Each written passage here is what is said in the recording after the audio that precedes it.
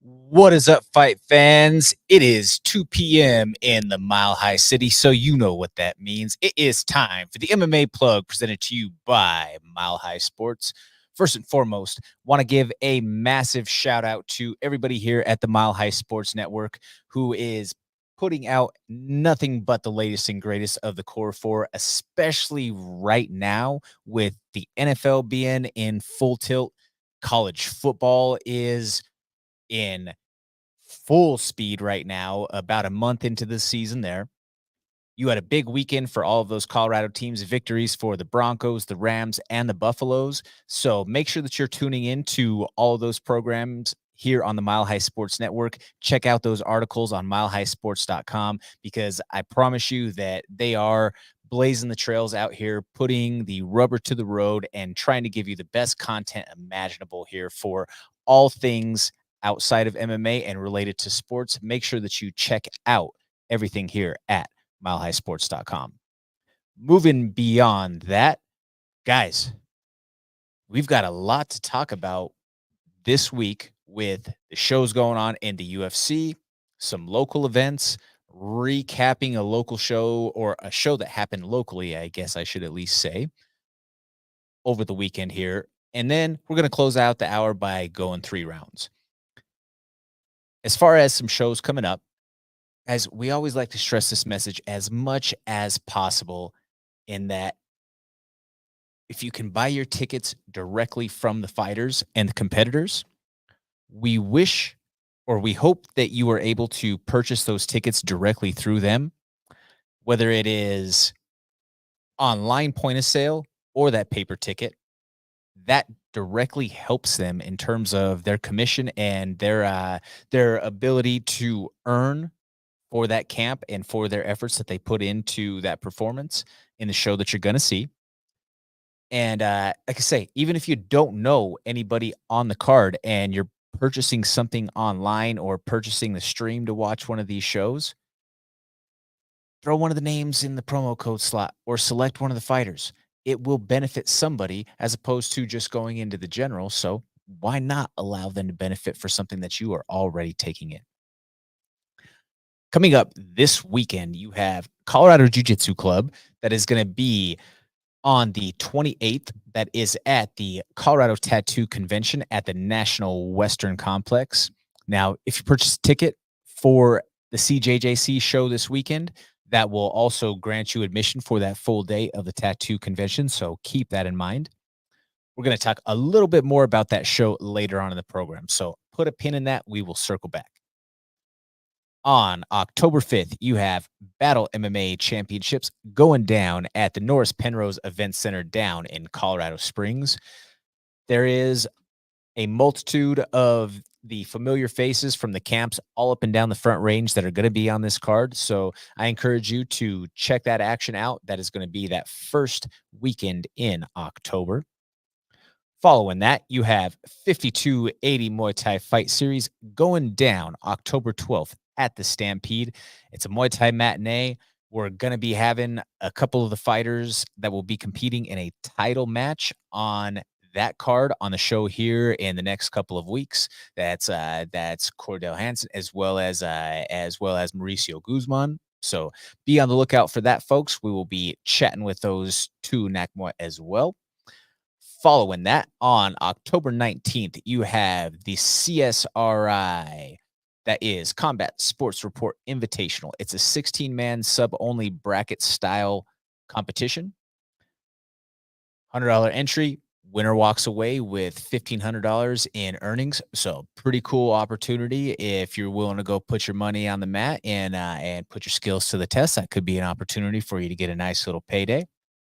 You have the LFA making their return to Colorado. That's going down at the Dobson Arena in Vail, October 25th. The card is going to be headlined by a guy who we've spoken about many a times on this program and someone who has been, I believe, one of the best bantamweights that hasn't been signed to the UFC for years now, and that's Justin Wetzel. There are going to be a variety of other fighters who you will recognize on that card and on that bill. Other friends of the program like Harris, the Bosnian Silverback Tulunzik, will be on the show. You have Philip Lindsay's brother in Zach Lindsay going to be competing on the card. There are, like I say, no shortage of familiar faces from these Colorado events that will be on the LFA show, as well as fighters that they're bringing in from different parts of the country to give us a little bit of a test for these fighters here on the Colorado and especially this Front Range, and then those who are over in those mountain towns. It's going to be a good look. The LFA always puts on a tremendous show. The production value that you get from the LFA events, I mean, it's really and truly outside of probably the UFC and one being the only promotions who do a better or a more crisp and tight production. It's never a bad show, no matter what. You can always guarantee that when you tune in for a Legacy Fighting Alliance event, that Jamie McClintock and the boys, they are running a very, very well orchestrated show, and it's something that any fan can get value out of. You watch some of these other big shows like your PFLs and those of that sort, and you just wonder how are they this bad when they have this many resources, when you have shows like the LFA who blow it out of the water, who might be, like I say, arguably the best production outside of the UFC itself. So again, that's going to be the Dobson Arena in Vail, October 25th. You do not want to miss that show. You have Sparta breaking in bare knuckle for the local show circuit that is going to be going down at the Blue Credit Arena in Loveland. That's November 9th. So, like I say, there are going to be shows that are going on all throughout the next few weekends in the combat sports world. And then there will absolutely be more that close out the year. It's been a tremendous time to be a fight fan in Colorado, and I know that there's some of the naysayers out there who say, "Oh, well, you'll just take whatever they give you." Well, I mean, we're not in the position to choose the matchmakers, or some of the other local-based MMA shows complaining about, "Oh, the card for one," or the matchmaking from the UFC card, and we're just given these lackluster shows and we just eat it up. I mean, what are you in control of it? Then why complain? Why is it something that you are wasting that much energy and being bitter about instead of just enjoying what's in front of you? I know that that was a criticism from some of the locals around here, and I just don't get it. I don't understand it. You have the opportunity to go out there and watch fighters who are putting themselves on the line and doing everything that the fighters who are competing didn't say, "Oh, well, I'm the only option for this card." No, they were placed where the matchmakers chose them. So instead of, again, complaining and being energy vampires on the situation, why not appreciate what you have? Food for thought. Recapping the action over the weekend, you had the BYB 31 Stockyard Brawl. There was a main event photo finish, or the photo finish for the main event. I mean, yeah, the all due respect to Mark the Shark, he was a tremendous guest on the program last week, but that performance for the champion was it was definitely entertaining. All around the fight was entertaining. I mean, even in defeat, Mark was someone who put on a show for the crowd. As soon as he came back to from the knockdown up against the ropes, he immediately made a face at the camera and, made his way back to his feet. Aside from the fireworks in that main event, you had one of the local fighters that was on the card who was in the co-main event fighting for the super lightweight crown. Courtney Cameron went out there and just won an absolute war with T. I mean, the crowd was engaged. Both were very well represented by their supporters in their camps, screaming their names back and forth throughout the fight. It was a gritty slugfest and a war in that co-main event.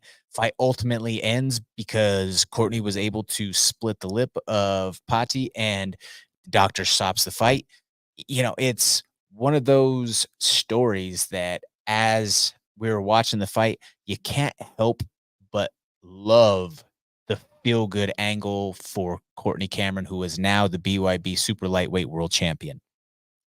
Someone who started their fight career later on in life, but decided to say, hell with it. I'm going all in, competing at every opportunity possible across multiple different disciplines, just putting her name into the hat and going and being graced by the fire time after time across multiple promotions, big shows, local shows.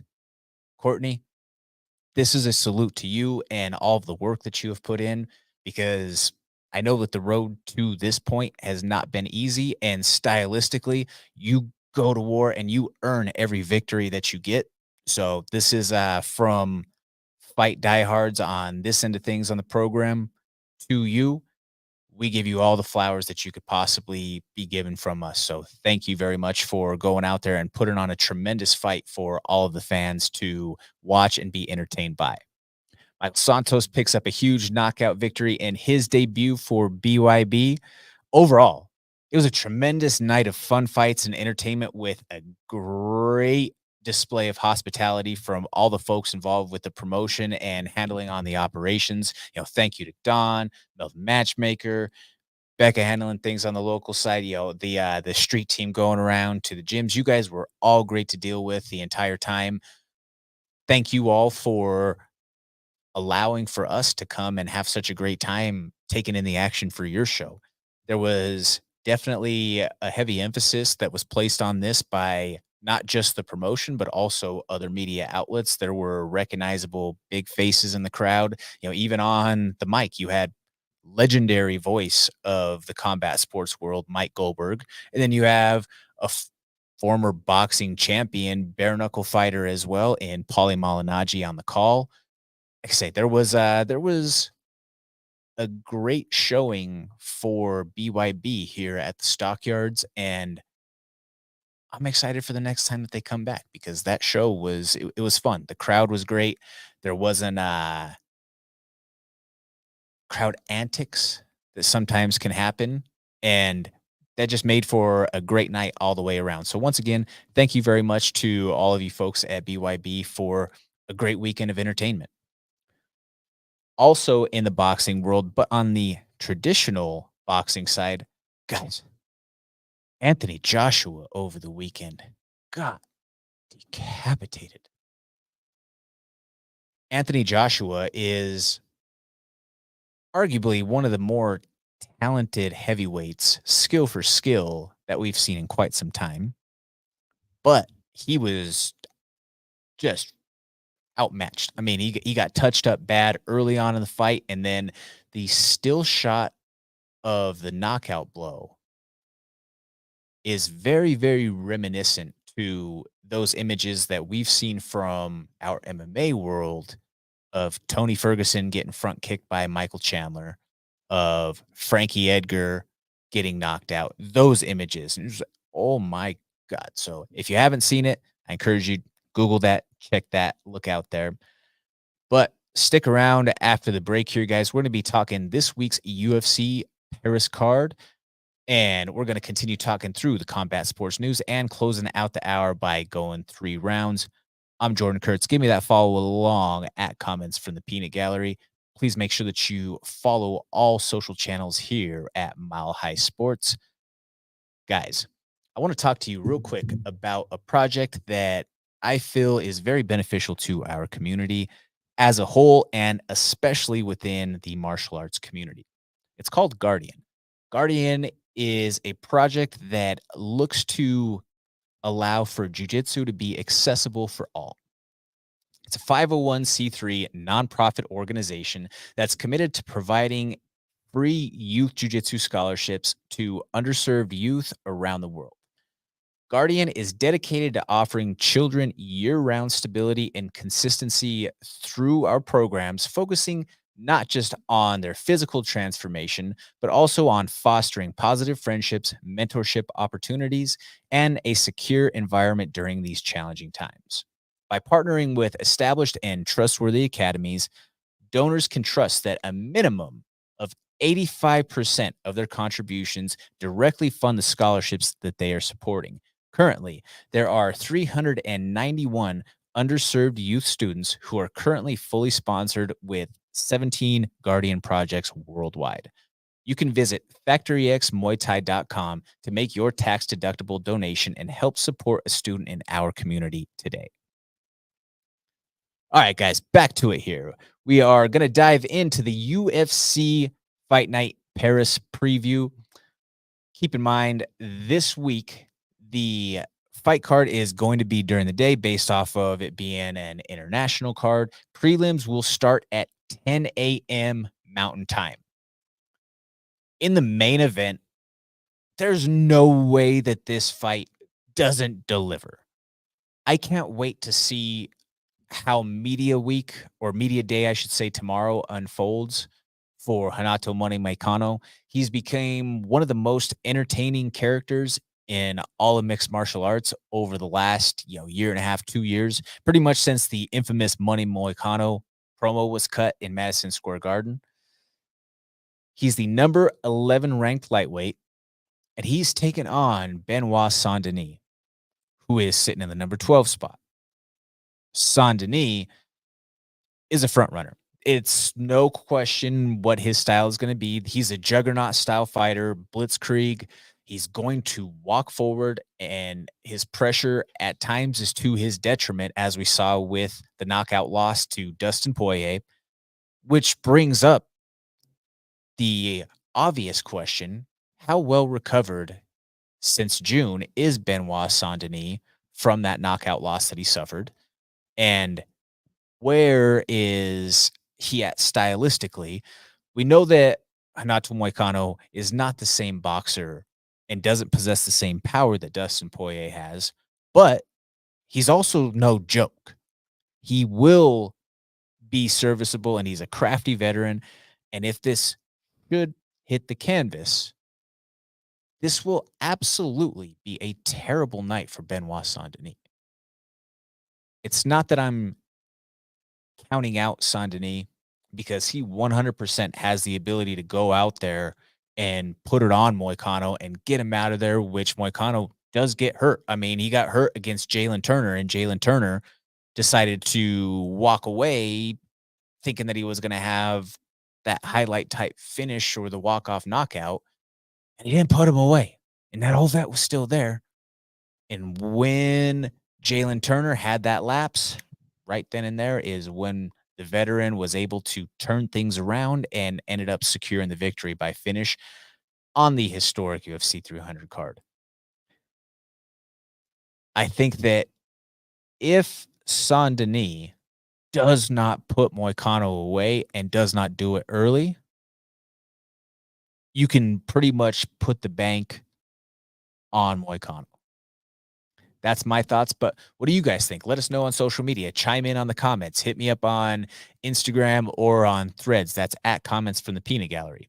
In the co-main event, we have a middleweight showcase between a couple of top contenders, possibly. And, I don't know if the winner of this is in an eliminator standpoint or an eliminator-based matchup, but with one guy sitting at number 4 and Nasruddin Imavov, you would have to think that there's somebody going to be knocking on that door very soon as they emerge victorious from this matchup. And he's taken on number 8 ranked Brendan Allen. Imavov is one of those guys who has just quietly climbed the rankings over the last couple of years. Beat a lot of big name guys, originally out of Dagestan, coming now by way of Fight Factory in Paris. This kid is good all the way around. He can wrestle. He has slick jiu-jitsu. He can strike. But Brendan Allen is a very well-rounded fighter and who seems to be in his own right now. Brendan Allen is on a run that sometimes you say momentum is a very big deal. And he arguably has an unofficial victory on his record from a couple of weeks ago at the casinos down in South Florida against Marvin Vettori. That wasn't really him, though, on video, right? That wasn't really him with the big overhand or anything. Just ask Gerald Meerschaert. But when we're taking a look at this fight stylistically, I think that you see the superior jiu-jitsu from Brendan Allen. He submitted some really talented grapplers on this run into the top 10 that he's had so far. And guys that you would think like, man, when he fought Andre Muniz at that time looked like, oh, this is one of the slickest grapplers to hit the middleweight division since, maybe Prime Maya or Hermansons of the world. But he submits him and then continues on this run forward. Brendan Allen has also gotten better as a striker through the time, and he had that dog fight of a war in the main event against Chris Curtis. He's surging forward. He's got a lot of momentum on his side, trains with a quality camp, good training partners around him all the time. I think that this could be a big showing in this co-main event opportunity for Brendan Allen. The only thing that hurts Brendan Allen in this case is that even though Amavov is the number 4 ranked guy, he's still relatively under the radar to the masses. So yes, while that would be a big win and a jump in the rankings, the notoriety stateside at least isn't the greatest on Imavov's side. That's the only knock that you could say, because everything about that kid is he's a gamer. The kid just finds ways to win over and over against multiple different styles of fighters. In the feature fight of the evening, I think that this is one where you might see the most explosive finish of the entire night.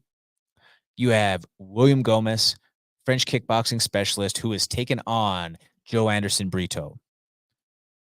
Guys, I've watched Joe Anderson Brito since before he was in the UFC, back when he was fighting on the regional scene. And this guy has some of the most violently explosive knockouts that I've ever witnessed. In person, still to this day, probably the worst knockout that I've ever seen in person. He did it on an LFA show a couple of years ago.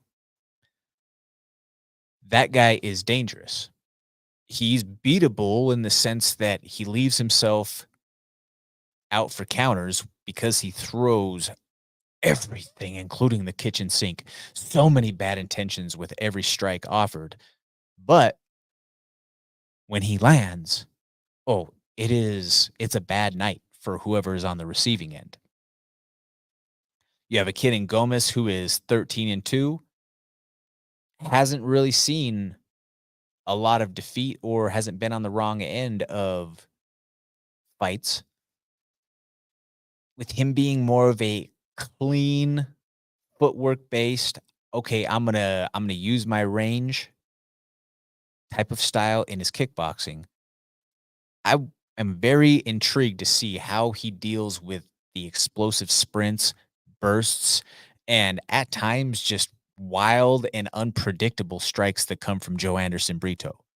Because while he does throw a lot of well set up shots, he just throws everything in them. There's going to be times where Brito will clip you with something from an unorthodox angle, but it has a devastating effect because it is thrown with so much power. I mean, it might be the club, like a club effect, if you will, and you're just getting hit by the blade of the forearm, but because he threw it so hard, it kind of stuns you. I can't recall exactly which matchup that it was, but they were in tight quarters and he throws an overhand and doesn't land flush with the punch, but lands basically with the inside of his forearm right at the base of the neck to the skull, and the guy was just kind of his opponent was just kind of stunned for a second. Like it wasn't a knockout blow, but it was enough that like, oh man, I feel like I just took a baseball bat to the neck. And like I say, in this matchup or anytime that you see Joe Anderson Brito on a card, that's a fight that you want to keep your eyes on because he has the ability to end the fight with the first strike that he lands anytime. Couple of other fights on the card to talk about. You have a matchup in the welterweight division, Kevin Youssef versus Brian Pooh Bear Battle. The former Ultimate Fighter champion, Brian Battle, is a guy who he has found so much growth in the last couple of years of his career.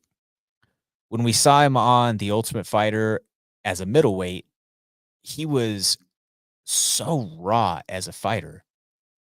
And even still right now, I mean, if we're being completely fair, Brian Battle is nowhere near a finished product, but he has so much potential. The kid has crazy pop and power. He's gritty. He's a dog. He's rounding out his game as a grappler continually. And just some of those intangibles, those things that you can't teach. He's got that inner FU, if you will. He's not going to be someone who just concedes and accepts the status quo for what it is. He isn't going to allow for you to say that, oh, well, just because this guy might be higher in the rankings or has a little bit more of a push than me, I'm just going to accept that and let it be for what it is. No, he proved that as evidenced by being one of the lowest seeds on Tough, going through and running the table, winning the whole.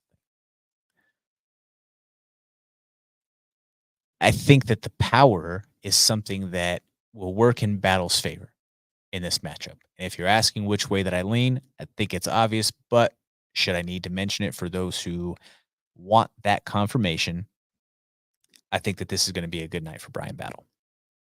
You have a matchup following that between Morgan Charrier taking on Gabriel Miranda.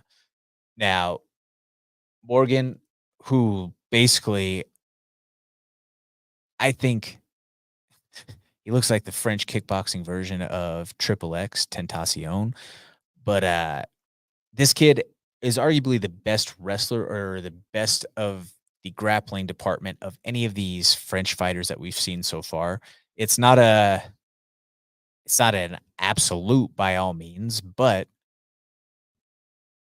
they tend to be a very strong range-based kickboxing style and don't have the greatest wrestling and grappling.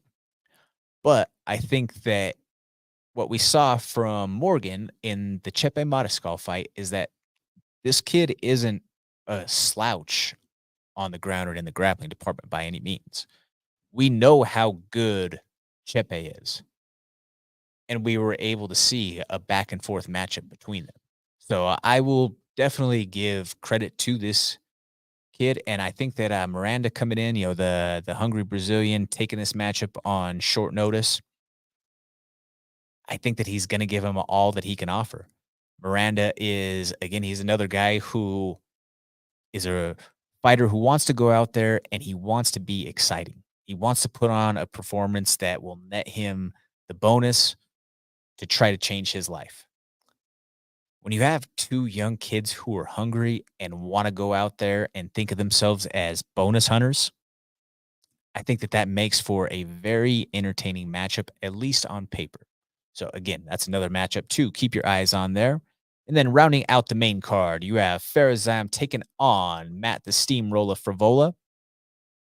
A lot of momentum right now for that Longo Serra crew. This is a matchup that, again, you have Farazam, who is a long, rangy kickboxer who at times struggles in the grappling department. And I don't think likes to make things a gritty dogfight. I think that he is his best when he is able to control the pace, control the range, and works on the outside using his lateral movement to set up his strikes and his angles. Matt Frivola, on the other side, as his nickname suggests, he's a steamroller. He's going to come and bring the dogfight right to Ferris, and I think that it will be on Ferris to be able to stop the pressure and to stop the relentless attack that we're going to see from Matt. What do you guys think as far as the card goes, though? Are there any particular matchups that you have your eyes on? Are you running a particular multiple leg that you think is absolutely something that cannot miss? Let us know on social media. Hit us up. That is Mile High Sports, or you can reach me directly at Comments from the Peanut Gallery on Instagram as well as Threads. A couple of matchups on the undercard to hit real quick here for you. In the main event of the prelims, he's getting a little bit up there in age, and we don't know how long or how much is left in the tank or what is still on the table. But anytime that you see Ion Kutalaba, you know there's a potential for fireworks, whether it be stare downs,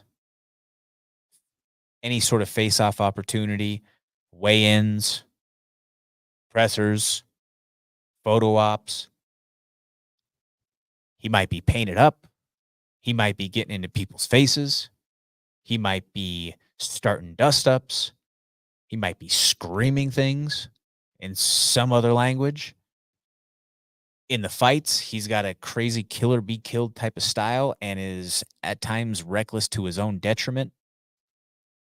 But this is a guy who, like I say, I mean, win or loss, he tends to be someone who is involved in entertainment of some sort. Taking on Ivan Urslan. This is a rising contender at a 14-3 clip. He's looking to make his name off of the old veteran, and we'll see if he's able to do so in a marquee spot with a lot of eyes that will be on him in that prelim main event spot. In that next fight, though, I think that this is a light heavyweight fight that is flying under the radar.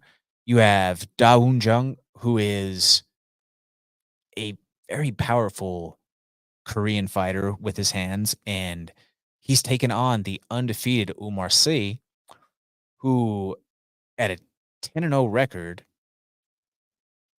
especially at light heavyweight, we might only see a couple of more fights before he's A, ranked, and then B, making his climb toward contender talks. I mean, let's keep in mind where Khalil Roundtree was before all of this title fight talk even came into play. I think, though, that one of the funnest stories of this entire Paris card, ladies and gentlemen, is one of a redemption arc, if you will. You had Vince Morales, who was in the UFC before. He was on the wrong side of a couple of fights and ends up having to go back to the regional scene. But he didn't tuck his tail. He didn't feel sorry for himself. He just kept on doing what a fighter does and kept on fighting. Kept on fighting on local and regional shows and racked up win after win. A few weeks back, picks up a highlight reel finish with a Peruvian necktie, gets himself a short notice opportunity to get back into the UFC here on this card.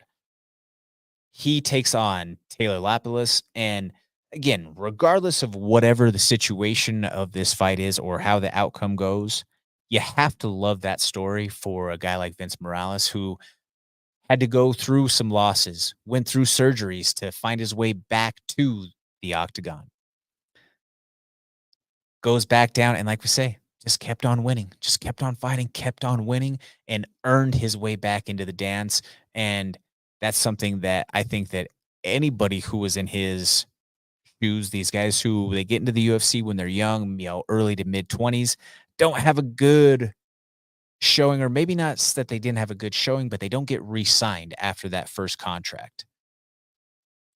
He went back down and just kept on winning. He kept his nose to the grindstone, and eventually what was done in the dark was able to shine in the light, and he gets himself back into the UFC. And again, I just think it's a tremendous opportunity for him, and it's a great feature or human interest, if you will, for the card. You have number 15, Island Perez on the card. Now, if we talk about entertaining, again, maybe not the championship contender type of fighter, or, isn't going to go out there and put on the most highly tactical display of the pugilistic arts, but she will be entertaining. She will twerk. She will be showing herself off every way possible. And I think that if we talk about the entertainment aspect and that angle, people always want to knock Marab, or have wanted to knock Marab of his fighting style and say that he is not entertaining. But to add to the sentiment that we had of Marab may not be an entertaining fighter, but Marab himself is, in fact, entertaining. After Marab Dvalishvili won the title, there was a clip that went viral on social media of him running into Island Perez backstage. So naturally, for the social media, for the op, he turns around and starts twerking right next to him. And then Marab in Marab fashion is, I mean, he's high on the hog. He's loving life. And why shouldn't he be? He's a newly crowned champ of the world. What a year for Marab, for that matter, with some of these exact type of clips. Just check out the choke escape video. But as she starts turning around and twerking on him, Marab then looks down and says, "Can I touch it?" It's entertainment. It's pure entertainment again. But I digress. Talking about one final fight here as we are going to hit the break and close out the show. You have a flyweight matchup between a former LFA champion in Victor Altamirano taking on Daniel Barres. I think that the flyweight division right now, we need to see as many fights as we possibly can. The top is maybe a little bit stalled out until we hear an official announcement for Pantoja. I know what the whispers behind the scenes are and where the top of the division sits. There's going to be some implications based off of a couple of these cards coming up, like the Royval and Tatsuro Taira matchup. But again, the more that we can see flyweights in action for the UFC, the better opportunities that we have to build interest in that division. I love the flyweights. I think that they have entertaining performances, whether it's on the local level, the regional level, or on the major promotion side of things. And I just think that they need to be given the opportunities to showcase what they have to offer. And again, this is an opportunity for that to be had. We are going to hit quick break real quick here, folks, and then we're going to talk through the CJJC show this weekend, as well as closing out the hour by going 3 rounds. I'm Jordan Kurtz. Give me a follow along online at Comments from the Peanut Gallery. Give us a follow here at the Mile High Sports Network across all social channels. Make sure that you smash that subscribe button and hit the bell so you do not miss a drop. Guys, I want to talk to you about a project that is special to the heart, and I think that it is beneficial for a lot of the youth in our community, especially given the certain and unfortunate times that we are facing economically. That project is called Guardian, and its aim is to provide jujitsu for all. The mission of Guardian as a 501c3 nonprofit organization is to provide free youth jiu-jitsu scholarships to the underserved youth around the world. Guardian is dedicated to offering children year-round stability and consistency through our programs, focusing not just on their physical transformation, but also on fostering positive relationships, allowing for mentorship opportunities, and a secure environment during these said trying and tumultuous times. By partnering with the established and trustworthy academies, donors can trust that a minimum of 85% of their contributions will directly fund the scholarships that they support. There are 391 underserved youth students that are currently fully sponsored within the 17 Guardian projects worldwide. You can visit factoryxmuaythai.com to make your tax-deductible donation and help support a student in our community today. Guys, this weekend we have Caged Jiu-Jitsu going down at the Colorado Tattoo Convention and Expo. That is CJJC going down on Saturday. Doors open at noon, but the show is going to start a little bit later on in the afternoon, around 4-ish, I should say. But it's worth noting that if you purchase a ticket for the show, you get admission to the full day for the tattoo convention. So if you're looking to get the most bang for your buck and check out a lot of what they have to offer, there's the information there for you. There are a couple of the matchups on this card that I think are definitely ones that anybody in the grappling community can attach themselves to. And sometimes it's the stories behind the matchups that get you so gripped and enthralled to the action. One of those happens to be the main event of this card, and that is Chad Myers of Flow State Jiu Jitsu taking on Luis Rodriguez. This is a grudge match that is months in the making. Big drama show. Back and forth between these two jiu-jitsu competitors.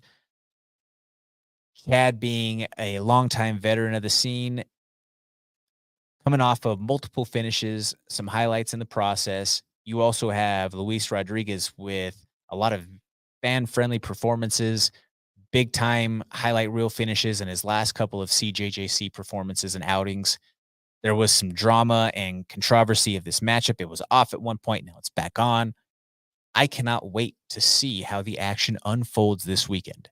Because like I said, you have one who is he's that lion who is long in the tooth. He's been the alpha of his pack. He has been the black belt on the scene for a long time. And you have a young, hungry kid in Luis Rodriguez trying to make his name. And we'll see how this matchup plays out this weekend. In the co-main, you have a styles clash between a couple of big boys. You're going to have a 205-pound matchup between Donald Rose now of the Subhounds, leg breaks and back takes, I should say, is their specialty. He's taken on the UFC veteran and Factory X product, Cody Brundage. Rose now had a victory in his last performance. He's a guy who trains with the Subhounds, like we mentioned, and those guys are all attacking submissions relentlessly. They're huge into the leg lock game. I'm interested to see how that style fares against somebody who is as much of a brute wrestler the way that Cody Brundage is. Cody also being a 10-time UFC veteran.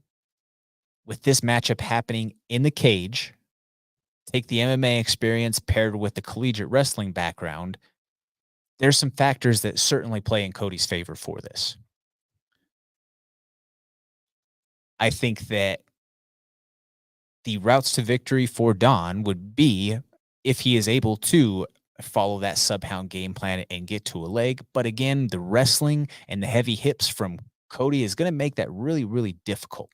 We've also seen slam finishes to escape submissions from Cody Brundage for 50K bonuses in the UFC. That is something that is legal per the rule set to slam out of a submission. So, we'll see how all of this plays out this weekend. But nonetheless, that is a matchup between a couple of big boys that you do not want to miss on Saturday.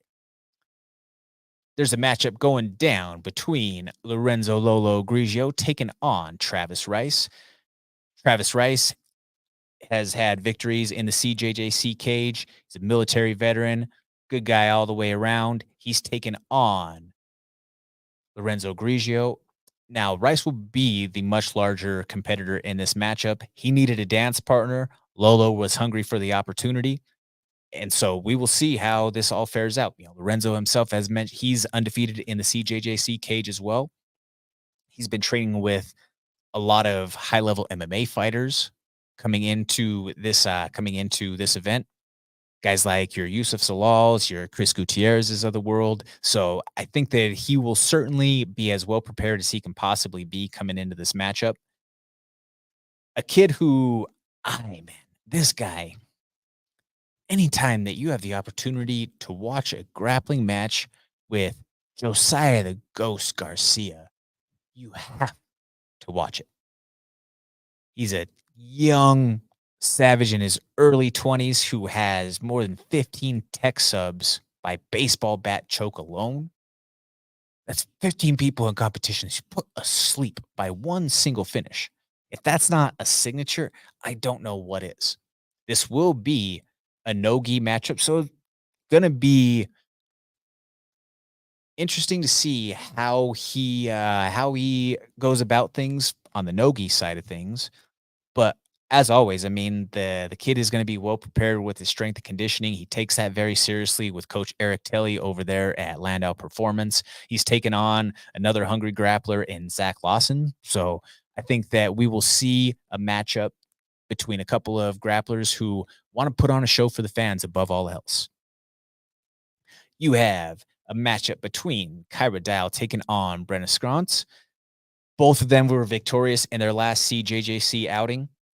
Kyra is a collegiate wrestler. That wrestling and her mat savviness is typically, it gives her a leg up of an advantage, especially with her ability to control her hips and positionally dictate where the matchup happens, but you have someone like Brenna who is a very scrappy grappler who is always going to be trying to search for a finish with whatever is possibly available and might look to use that wrestling pressure against Kyra in this matchup. But that's why they make the walk, ladies and gentlemen, to see who, when they put their names in the hat and they go be the woman in the arena, whose style is better and who comes out with the win. You have Michael Eager taking on Sebastian Zydek. I am very impressed with Eager.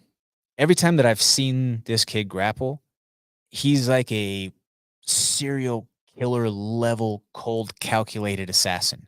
You don't really see an expression change on his face. You don't see any sort of emotion, never gets high, never gets low, but is like a machine in going after his attacks. And it was like, if you were to take that clip from Mortal Kombat, flawless fatality. That was basically his last performance. And the way that this kid is able to find his leg lock game is it's spectacular. It's impressive to watch. And if you were to ask what my prediction is, well, I think that Michael Eager is going to go get to a leg and he's going to look to take it home with him. You have Gerald Scott taking on Brandon Skelton. Scott, the former MMA fighter. Again, whenever you have someone who has multiple fights, multiple pro fights at that in the MMA world, it has shown historically on these CJJC shows where the action takes place in the cage to favor those with the MMA experience. How does that work out against somebody who is experienced in this rule set directly, like a Brandon Skelton? We'll see. I mean, one thing that was always the case when Gerald Scott fight, I mean, he's fast, he's speedy, he's quick, he's swift. So I think that we could look to see some of that same sort of speed and explosive action in his grappling game. But again, that's why they make the walk. Rounding out this portion here, we have Tristan Harrison taking on Porter Chafee. Tristan Harrison is a highly decorated striker, Muay Thai champion, kickboxing champion, has fought multiple times in MMA, and he's looking to round his game out, going out there competing specifically in this grappling rule set. So I'm excited to see how this card goes down. Like I say, you can check that out this weekend at the National Western Convention for the Colorado Tattoo Convention and Expo. I'll be on the call there. Come check us out, like I say. And now to round out the hour by going 3 rounds. My man Danny Bailey on the boards here. First round. What do we have? All right, Reinier de Ridder, former 2 Division 1 championship title holder, signs with the UFC. Any thoughts?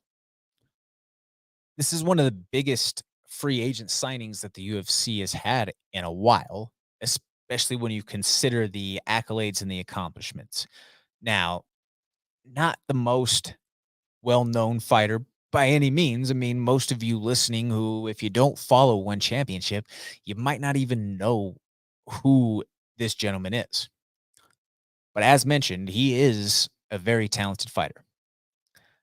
There hasn't been an official announcement from the promotion yet, but this has been confirmed by sources close to the camp and the reports who have wished to remain anonymous, as they said they do not want to ruin the official announcement for the organization. That was directly from the MMA Junkie article.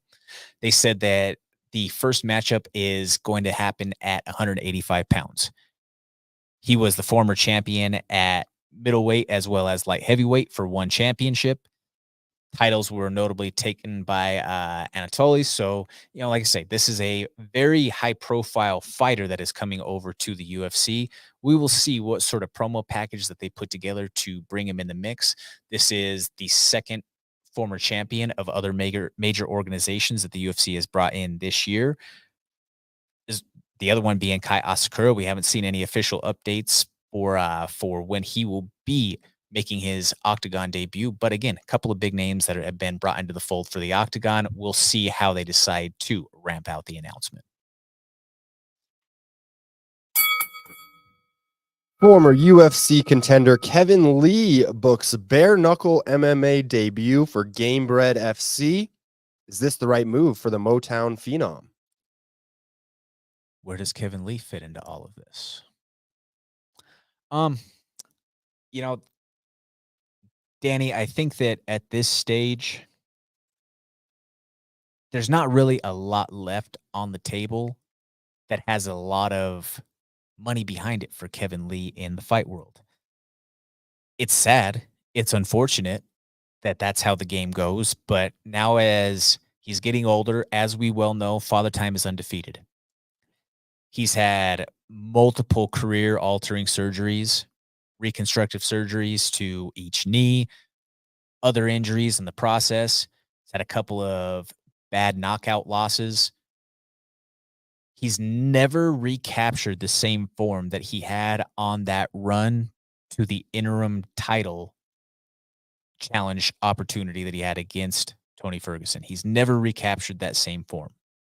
Was out of the UFC for a little while, got back in, and then just wasn't able to put things together and reclaim himself in the winner circle. And when you start looking at somebody like a Kevin Lee isn't gonna go out there and fight for pennies. He's gonna look for, a certain payday behind his name because no matter what Kevin Lee does at this stage of the game, there are going to be eyes that follow him. So for him to go back to just taking local level to, lower level regional money, it's not realistic. So he's going to have to go and fight bare knuckle MMA or some of these sorts of one-off type of shows to be able to make a decent payday as a prize fighter still. That's just the nature of the beast. That's where he's at this stage of his career and his health. Alex Pereira reveals that Sean Strickland is joining his UFC 307 fight camp. With Strickland's known history with Khalil Roundtree, is this something worth noting or a non-story? Definitely think it's worth noting. I know that Sean and Khalil have spent time together in the training room in Las Vegas. Khalil spends a lot of his time at Syndicate, as it's to my knowledge, as opposed to Sean being largely at Extreme, but their paths used to cross a lot more in the years past. It's tough to tell, right?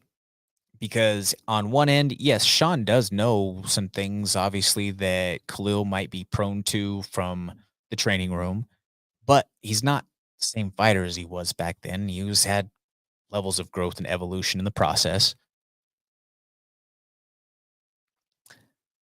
I don't know. I think that if you have a guy like a Sean Strickland, I don't know what he's like in the training room itself, aside from the videos or the clips that we get where he seems to be kind of the tyrant of the room.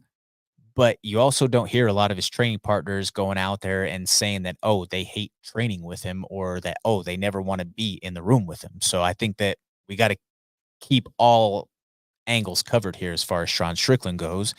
And I also don't believe that if A, Alex Pereira, but B, then also Glover, if they didn't see value in bringing Strickland into the fold, they wouldn't do it. So I think that that's just, like I say, all something that you have to keep in mind with this. Is it a story? I don't know about it being a complete story, but it's not a non-story either, just based off of the relationship and how much Sean Strickland has publicly gone on to say that he does not like Khalil Roundtree. So there you have it, folks. But just like that, we are all out of time. We want to thank you all so much for tuning in and rocking with us for Original Combat Sports programming each and every week. We'll have the Big Yins back with us next week.